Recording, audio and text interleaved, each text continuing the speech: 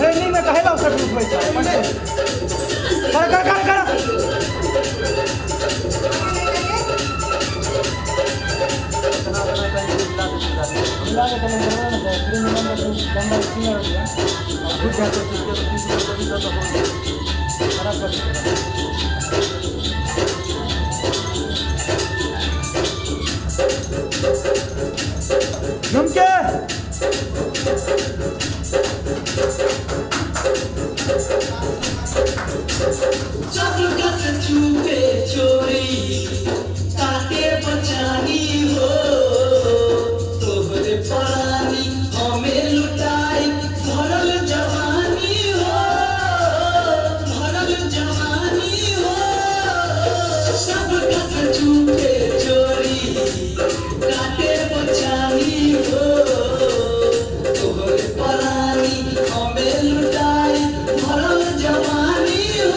हमरा हिला मत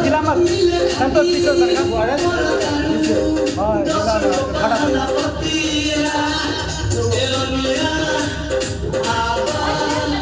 पूरे के बनाया खतिया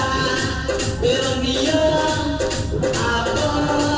पूरे के बनाया खतिया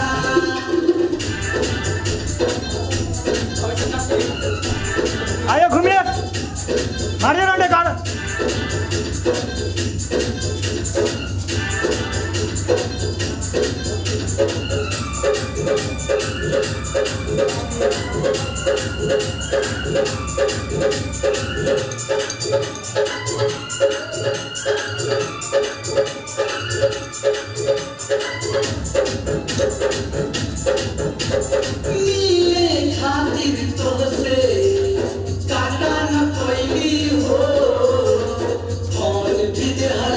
यानी पीछे दो यार पीछे थोड़ा ओ भैया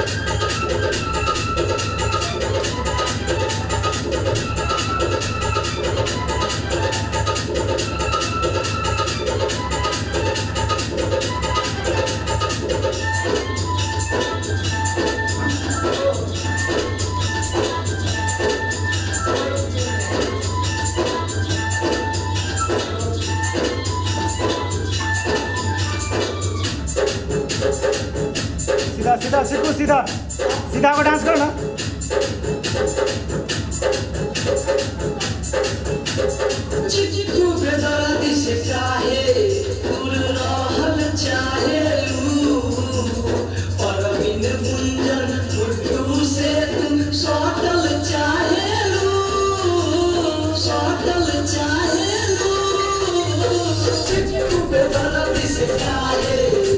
बाबा पीछे पीछे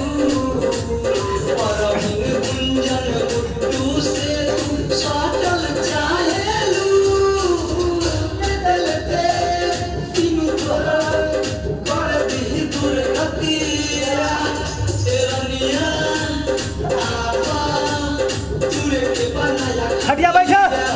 खटिया पर